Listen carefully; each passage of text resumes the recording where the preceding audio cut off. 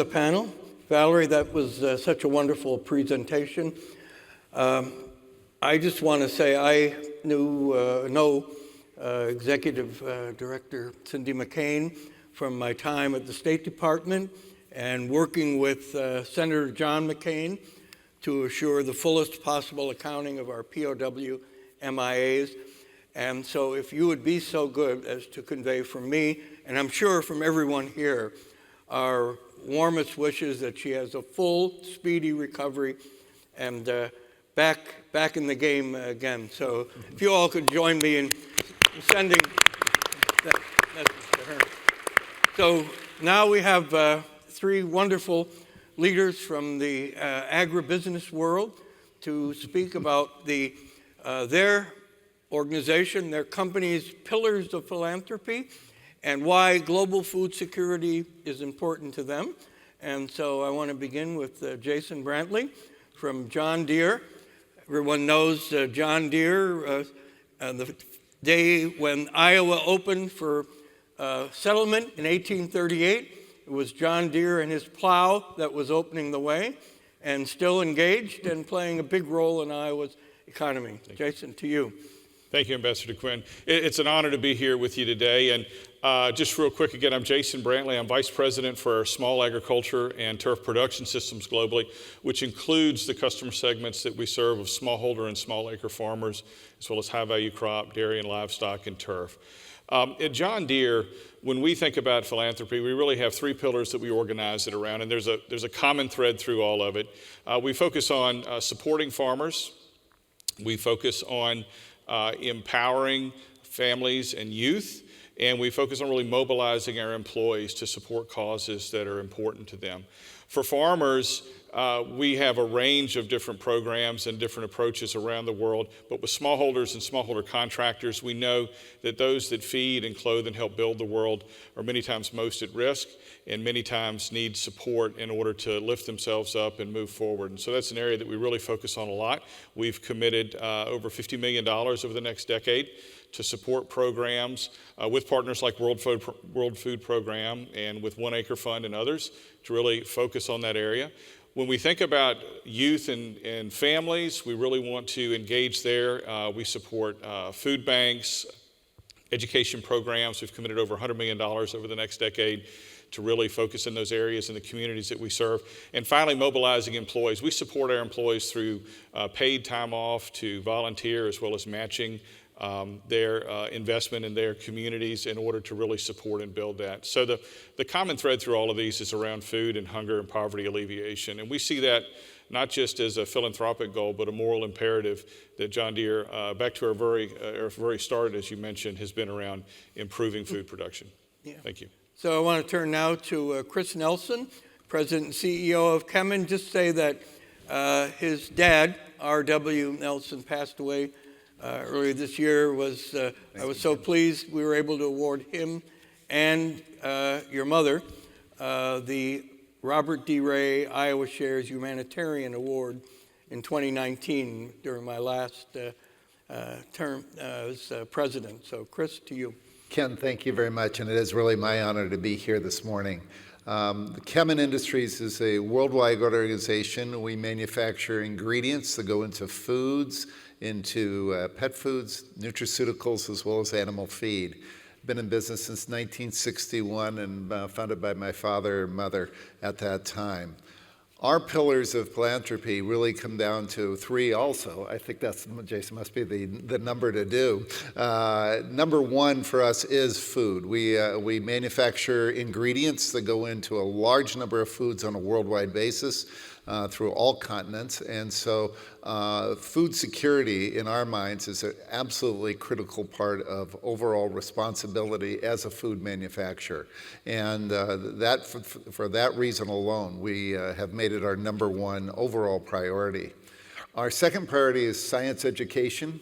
We really truly believe that the scientists will be able to continue to be able to expand technology and thus feed the world in that way. And as really eloquently talked about by Valerie a few minutes ago, there's no doubt that we've made tremendous overall improvements in the last years. There's still ways to go without a question. And finally, into safe housing for individuals is our third pillar. We work on an international basis with Habitat for Humanity in that area, and really feel that a safe home is, once you have food, a safe home becomes the next necessity that you have. And those three we have been able to support really both through our monetary contributions, but also directly with World Food Program has been one of our favored groups to be a partner with for over the years. We have 2 full-time scientists in Belgium who basically work for the WFP in a Kemin laboratory, really to test foods that they manufacture. So really a pleasure to be here this morning, Ken. So Kathy Pickus is the Chief Sustainability Officer at ADM. I got to know ADM in 1980 when I took Xi Jinping's father around Iowa at the very beginning of U.S.-China diplomatic relations, and we stopped and had a great lunch at ADM, and he learned a lot about the company. So I hope that was helpful. But that is, Ambassador Quinn, thank you so much Over for to the you. introduction. And again, it's a pleasure to be here and to speak about what I find is a consistent theme across this panel, and that's partnership and focus, leveraging our core competencies as businesses to really enable change.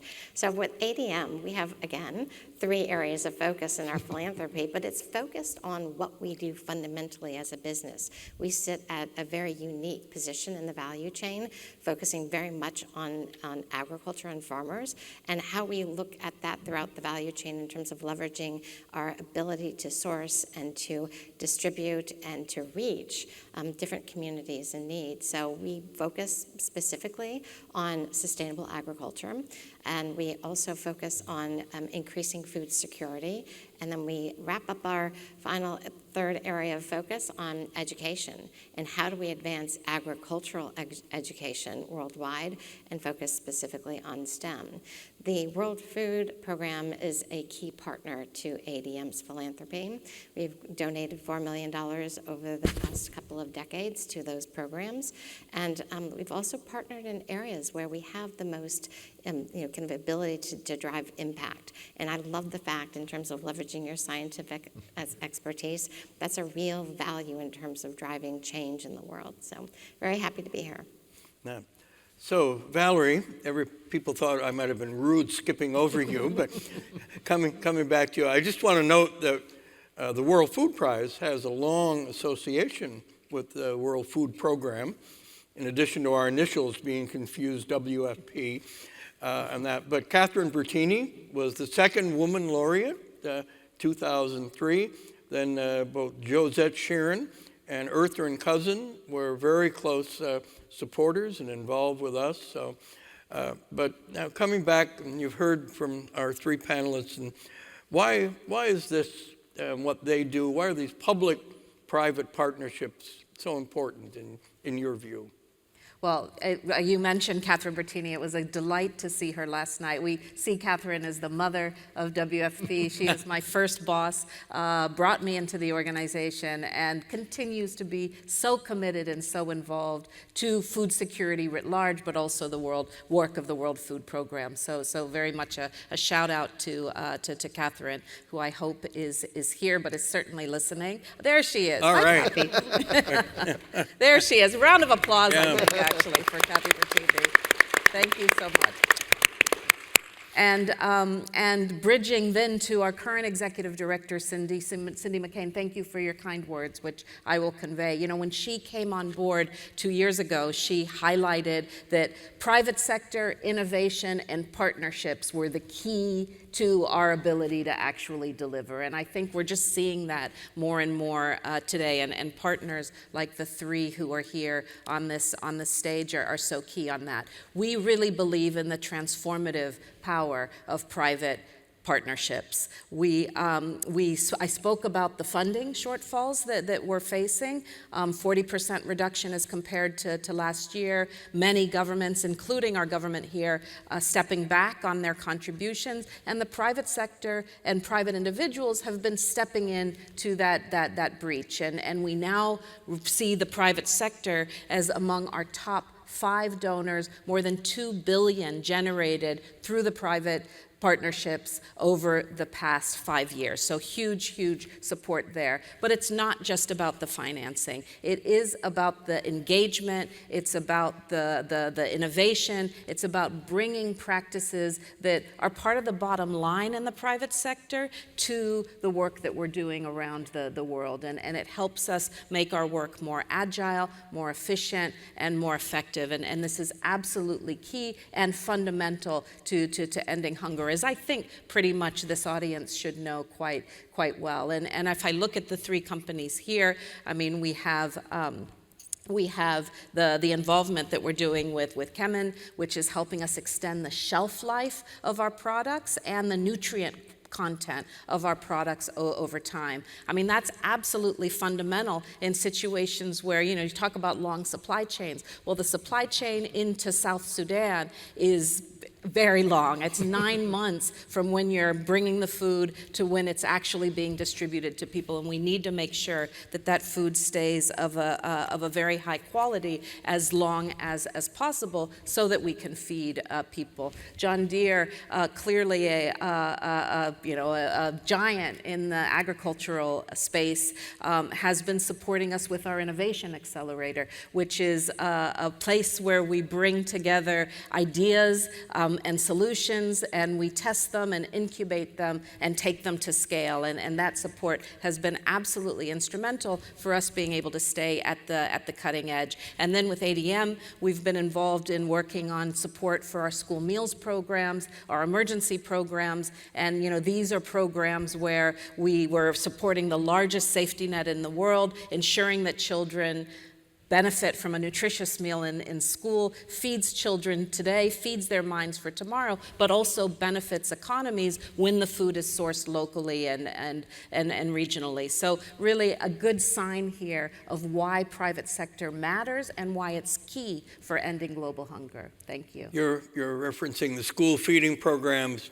Reminds me of how we honored Senator George McGovern and Robert Dole with World Food Prize laureates. Catherine Bertini had a wonderful interaction with them, and stressing the bipartisan nature of support for feeding hungry people and the world through the World Food Program. Valerie just mentioned innovation. Why is innovation a big deal at John Deere, Jason? Yeah, thanks for the question. I think innovation plays at a lot of different levels. In part, it's a big deal because it's hardwired into our culture. We started with an innovation that solved a problem that allowed farmers in the Midwest for the first time to be able to reliably feed their families and those around them. And so we always come back to that. It really is a core value. I think when you look at farmers today, both big and small, the problems that they're trying to solve, to be able to produce more with limited resources, to be better stewards of the environment and use less inputs, to be able to remain profitable through swings in the market and different challenges that are there. And the list goes on. It's clear that innovation, whether it be through technology or business model or partnership, is going to be how we can help solve these. And so at Deere, we take that pretty seriously, and we appreciate the partnerships that we have, like with World Food Program, and the ability to invest in the accelerator and to learn together and to have those impacts. We're also prioritizing some of our investment in our business to create platforms for change in the future. And I think probably the best example of that is connectivity. So precision ag is pretty, if you go outside these doors, it's pretty common here close by. And it's advanced a lot. I mean, self-driving tractors are maybe the most visible part, but the most impactful is on how inputs and yield is managed so much more effectively today.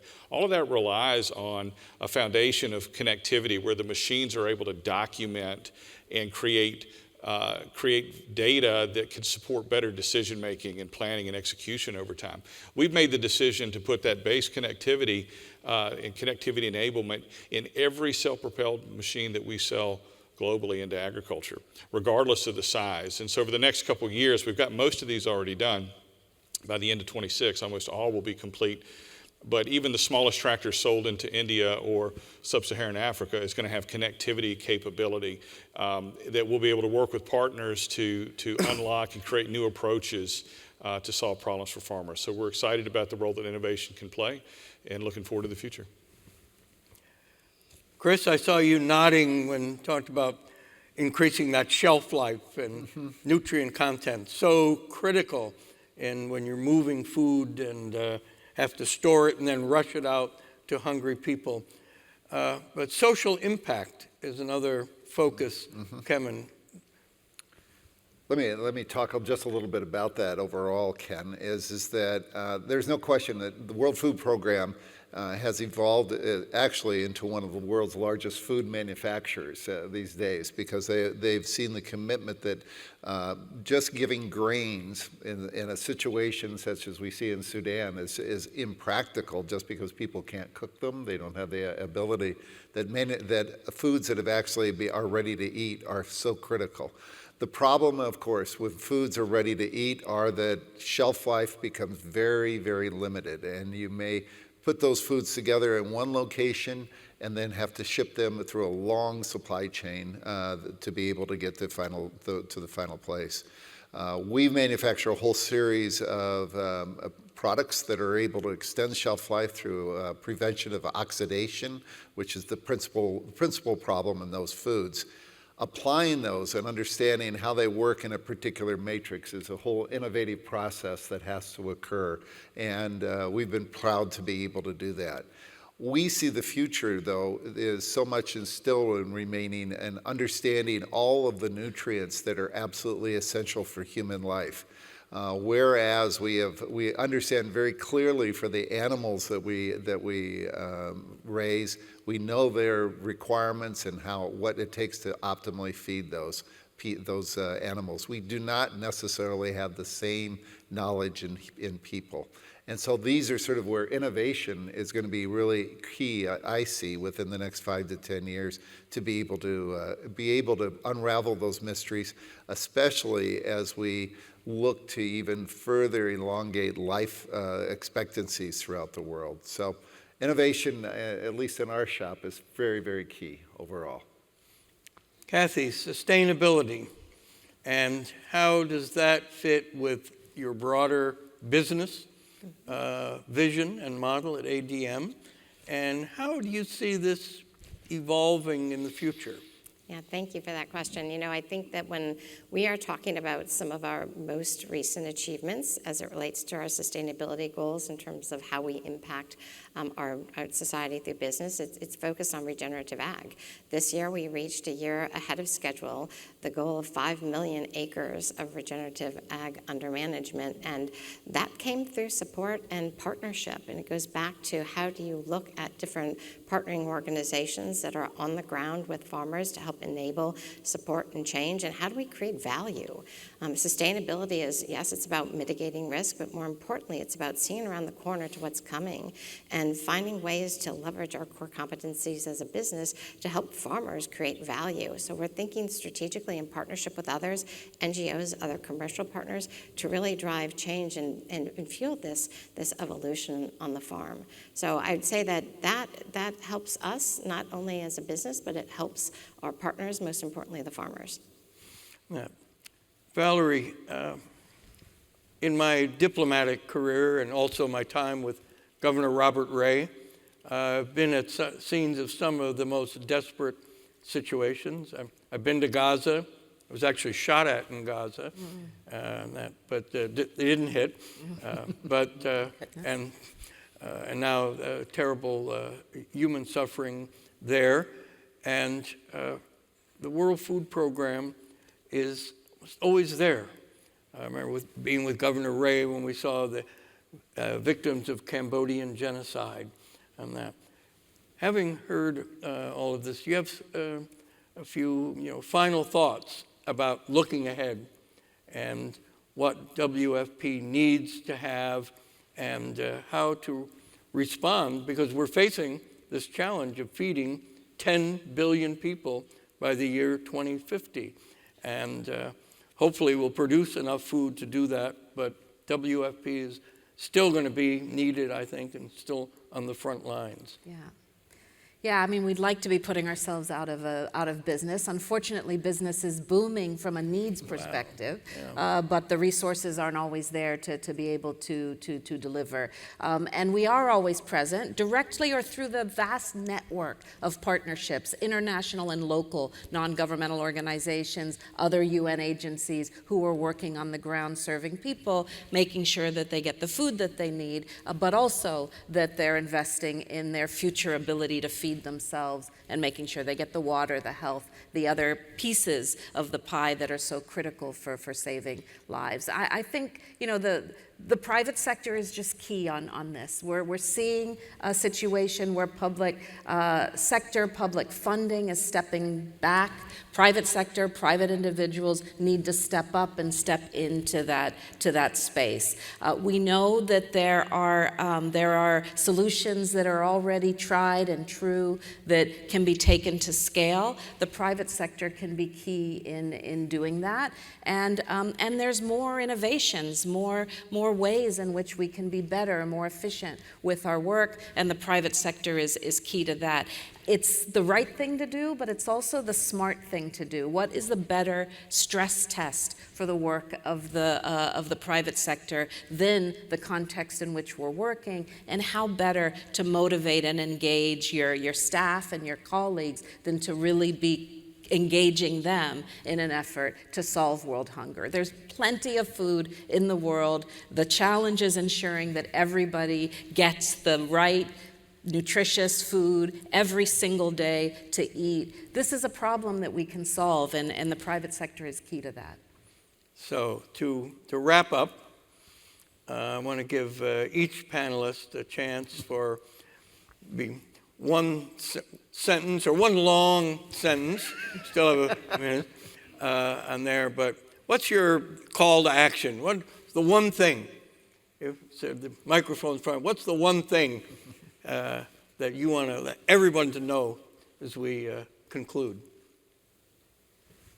Okay, so stay curious about the transformative capabilities of technology. We walk past a lot of things every day and don't realize that it could be applied in an emerging farming or smallholder food system. And a great example is like Hello Tractor and Geo Oliver, when you engage with them and how they take things that people walked by for a decade and they're really making a difference in farmers' lives. So stay curious about what technology can do and engaged.